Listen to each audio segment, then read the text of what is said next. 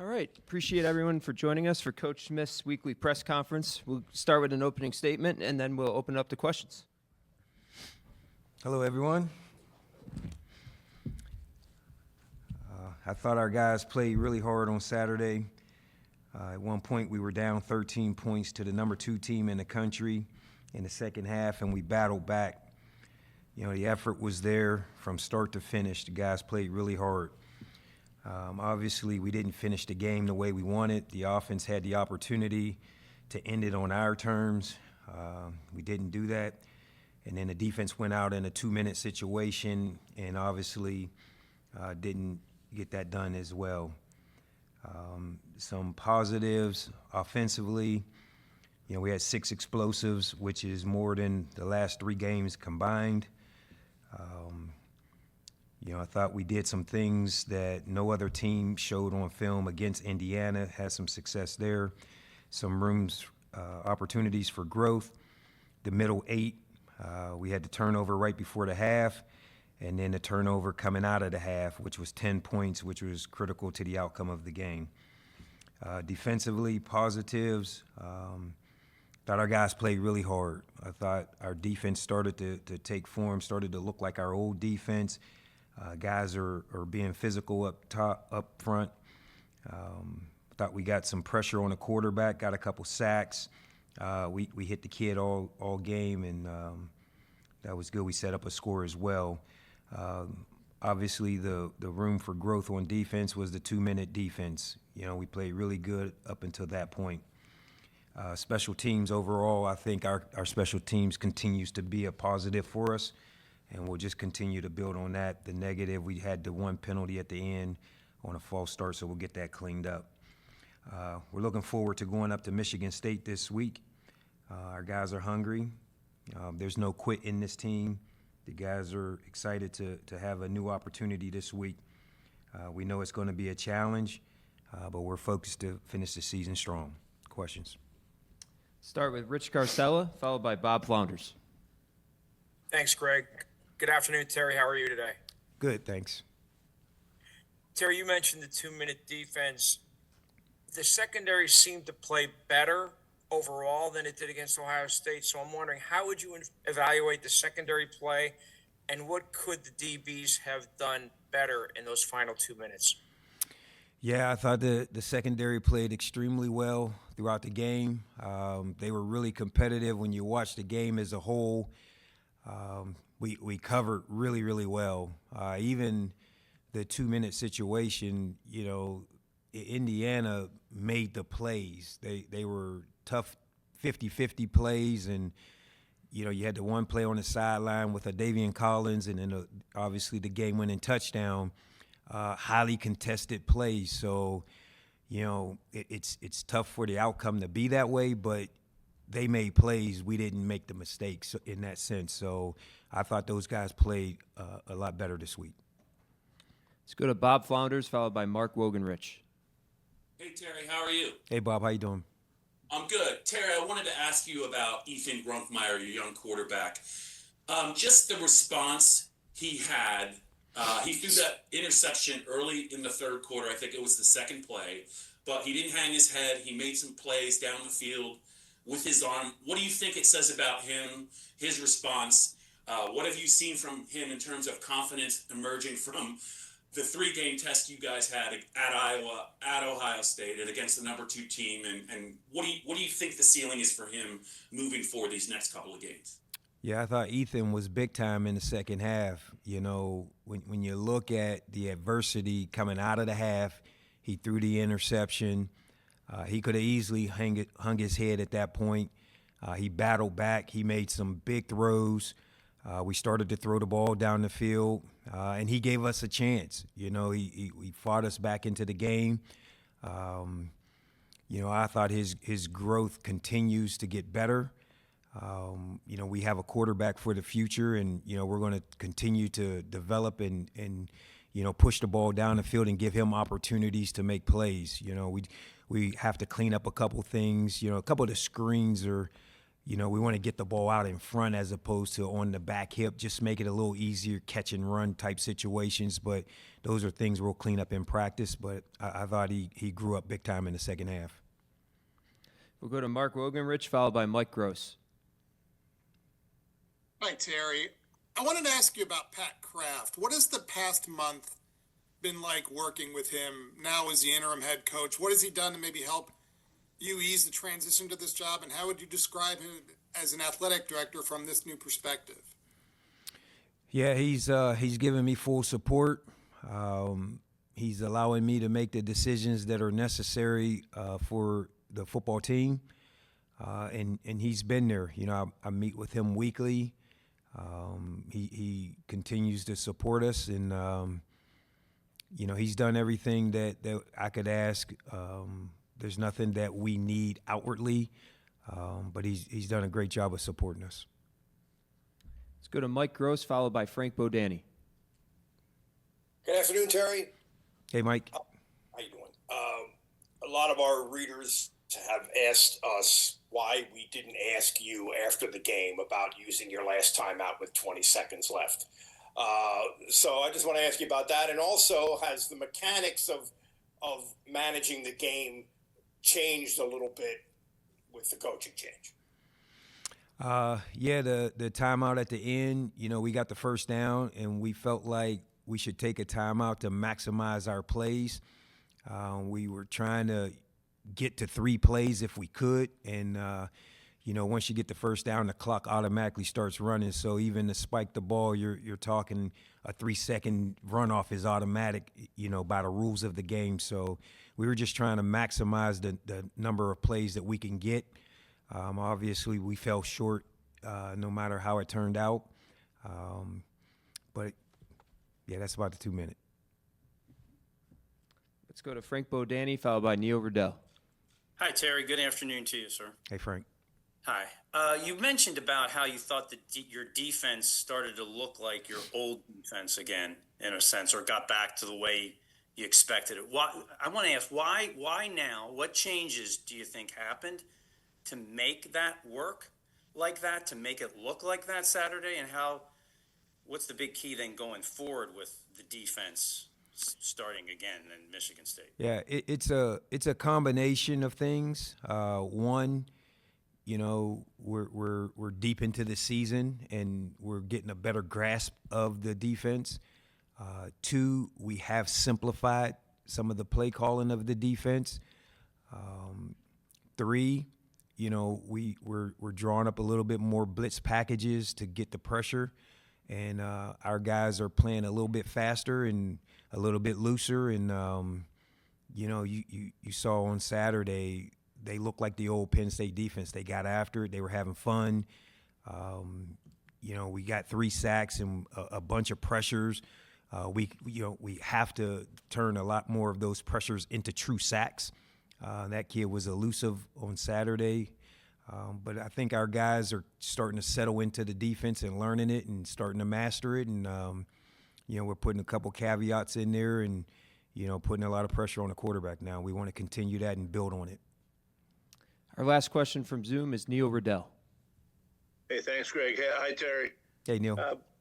I was wondering, you mentioned after the game about better decisions on in some situations on third down. Were you talking about calls or Ethan? What was he looking for, or what were you guys looking for on the third down before the punt? Was there something downfield that you would have instead of the dump off? Yeah, we had a downfield play called. We had a little bit of pressure, and Ethan got off of his mark and then went to his check down, which is, when you're right before the half, we want to get some yards to try to score and try to get positive things going. And then worst case, you punt the ball back and, hit the check down. And unfortunately, we turned the ball over, but those things happen, and then we just got to move forward from there. We'll go to questions in the room over here on the right. Mark. Thanks for your time, Terry. What sort of strength are you drawing from Haley when you're walking into these 100,000-seat stadiums, and how much of a rock has your family kind of been? I know how close your immediate family is to you. Yeah, Haley's my everything. She's my forever child, and she's like the glue to our entire family. If the world had what she possesses, we wouldn't have any of these issues that are going on in the world. We wouldn't have war. We wouldn't have a shutdown government, things like that. She has unconditional love. She doesn't care that we lose or win. Every day I get the same hug and greeting when I walk through the door as if it's the first time she's ever seen me. And so that strength, it re-encourages me. It lifts me up. It helps me through the day, and it lets me know that this is just a game. Audrey? Sorry. Hey, Jerry, how are you? Hey, RG. You said Saturday that you guys in the second half made the decision to throw the ball down the field. You guys made the calls. I guess why not do that earlier in the game, or were you guys trying to set stuff up in the first half and then second half you were able to take those shots? Yeah, honestly speaking, we just didn't make those play calls, and we went into halftime, and we made sure we made those calls in the second half because obviously it gave us an opportunity to succeed in the second half. And then once we started making those play calls, that's why the run splits with Nick, and it helps the run game. So we have to grow and build on that, and we're going to come out of Michigan State. We're going to be super aggressive, and we're going to mix it with some play action and run because that's our formula to success. Over here on the right, John? Hey, Terry, you mentioned the simplification over here to your right. I'm sorry. The simplification of the defense and how you made some changes going into this week. What was the process like in making those changes, and whose decision was it to make them in the end? Jim Knowles is in control of the defense, and so he's running everything. We have conversations, some things that I would like to see, and just some points that to try to hit home. But he's in control of the defense, and as we talk through things and we talk about our personnel and we talk about trying to get our young guys involved, we know that the young guys can't run the whole playbook. So we have to simplify for those guys to have success. Alex Tash is in the game at the very end. We can't have the whole playbook for him because it's just too much. And so we have to put our guys in position to succeed, and I think Jim is doing a good job with that now. Over here on the right, Tyler? Hey, Terry, thanks for spending some time with us today. Curious if you think that Chaz Coleman is going to be available this upcoming Saturday, and then another freshman defensive end, Ivan Kamaju, has played quite a bit lately. How would you describe the progress he's made? Yeah, Chaz is day-to-day. We're hoping to have him this week. It's an injury. So we're hoping to get him back this week. He's a big part of what we're trying to build here. Ivan is having an amazing freshman year.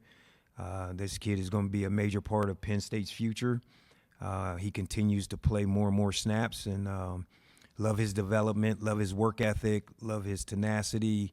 He's a big, strong guy. And we're just going to keep growing with him. He's going to be one of our special players here in a year or two. Over here on the right in the back, Max? Hey, Terry. I appreciate the time today. When you were talking about Grunk, you said we have a quarterback for the future here. Obviously, the situation is not lost on him or you for what this may turn into. How has your relationship with him grown, and how do you address the situation that he's in where this could all look a lot different next year? Yeah, my relationship has grown, tremendously. It's the head coach and the quarterback, your partners in crime. And, we're going through this together. We're in turmoil together. His decision-making, my decision-making impacts this entire program. And things can change come December. But right now we're just living in the present. He's getting better each day. He's preparing better each day. And I'm doing the same. I'm trying to be better for him and to try to help him just have an ease in the pocket and have presence in the pocket and deliver. We saw the second half, he really delivered that and gave us an opportunity. And I'm really looking forward to him this Saturday and seeing more growth this week. Over here on the right, Daniel. Thanks for your time today, Terry. Yeah. Ethan said after the game that after Singleton's long run, he ran up to him and told him, like, this is you, this is the old you. Why was Nick able to unlock some of that on Saturday, and what do you see from him in terms of confidence moving forward? Yeah, I think Nick is back full confident. It started in the Ohio State game for him. He had some good runs, some good performances in the Ohio State game, and then obviously a 3-touchdown show this past weekend. Hopefully we have the old Nick back, for this week. So we're going to continue to try to get him the football, as well as Katron. Last week I think I mentioned maybe to you guys, the goal was to get those guys the ball 35 times. We got them 36 touches, and it gave us a chance for victory. This week we want to be 30-plus opportunities for those two, and if those guys are touching the ball, we got a great chance at victory. If they're not touching the ball, who knows what the outcome's going to be. But they're our two best offensive players, and we're going to continue to focus on those guys touching the football. Over here in the front, Jack. Hey, Coach, how you doing? Good, thanks. So looking towards Michigan State and Nebraska, both of their quarterbacks have a combined 2 starts this season. What are some of the unique challenges of preparing for a quarterback that hasn't had a lot of film, at least at the collegiate level? Yeah, we're worried about this kid from Michigan State. We're just trying to dig up some film on him. They threw for a lot of yards last week, so, we get some film. They have a tremendous receiver in the Marsh kid. He's an all Big Ten kid. He's competitive. He's big. He's strong. It seems like every week we're playing, top-level receivers. So it'll be a challenge because there's just not a lot of film on him. We do have film on all the other positions, so we feel like we can take advantage of their front. And key to our defense is pressure, and we're going to bring the pressure this week. Over here on the right, Audrey. Terry, Max asked you a little bit earlier about, kind of the future and some of these guys. Are you or do you have conversations with them about, hey, what are you thinking? Do you plan to be here next year? Because I know James would always, late in the year, they would have that dialogue with younger guys and that kind of thing. Have you worked that into your already busy schedule, or is that kind of something that you'll get to in the next couple weeks? I've had some conversations with some players, just talking about the future and what their plans are. Essentially the consensus right now is wait and see. We don't know. It depends on who this new head coach is, and then decisions are going to be made from there because, whoever that coach is, their style of play, right? What type of defense is he going to bring in? What type of offense is he going to bring in? Does it fit these kids? So we're all in that wait and see. So we'll see how it all turns out. Over here on the right, Tyler. Terry, last week you said to expect to see more of Kobe Howard. We did see that. He made a couple catches. How would you evaluate his performance with some extra run out there, and maybe what it means for the next few games as you close out the season with him as a freshman? Yeah, I was pleasantly surprised. He's a better blocker than I anticipated, which is a good thing, which means he can be a every down type of receiver. He's super competitive. I love Kobe. We played him more plays, and he doubled his catches in the game, so he went from 1 to 2. But he's competitive, so we're going to continue to push him forward and try to get him more opportunities. Trevor had a really big game for us, and we really needed that. And we want to continue to, in that receiver room, someone step forward each week and deliver a game like Trevor did last week. Middle right, John. Hey, Terry, you talk about the future conversations with the players and everything. What do you tell them about your future and what the future holds for you? And are you interested in a potential role here that maybe isn't on the field coaching and is more, general manager type of role, off the field type of stuff? Yeah, we have real conversations. James used to say I'm the truth teller in the building. And so when the guys come up and ask me about my future, the truth is I don't know. I'm just like them. I don't know.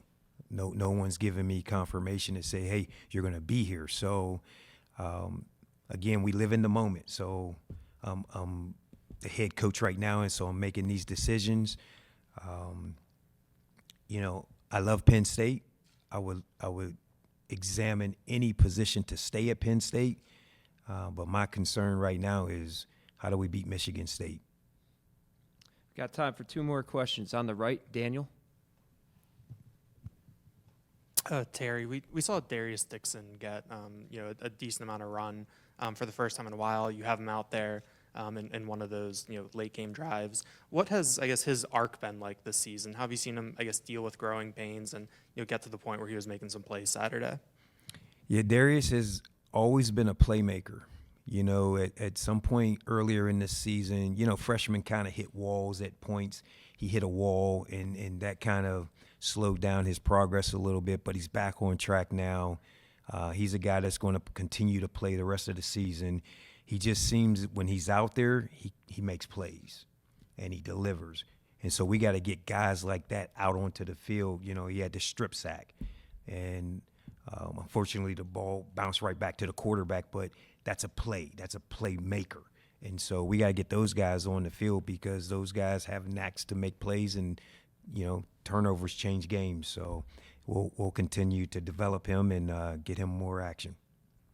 Last question over here on the right, Max. Thanks again, Terry. You guys went back to the original starting 5 up front on the offensive line with Nolan at right tackle and Donko at right guard.